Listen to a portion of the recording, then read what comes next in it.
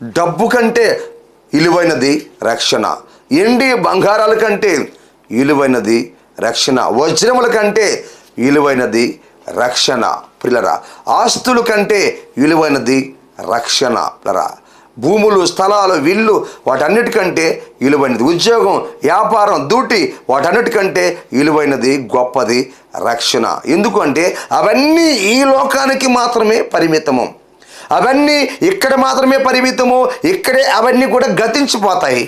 ప్రియ దేవుని బిడ్డలారా, రక్షణ అనేది పిల్లరా ఒక వ్యక్తికి మరొక జీవితాన్ని ఇస్తుంది, ఒక వ్యక్తికి మరొక భవిష్యత్తును ఇస్తుంది రక్షణ.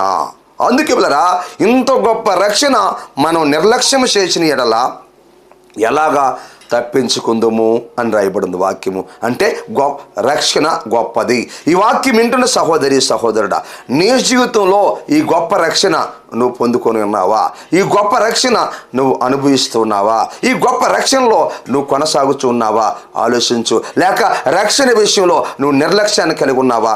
ఆత్మదేవుడు అడుగుతున్నాడు ఈ సమయంలో.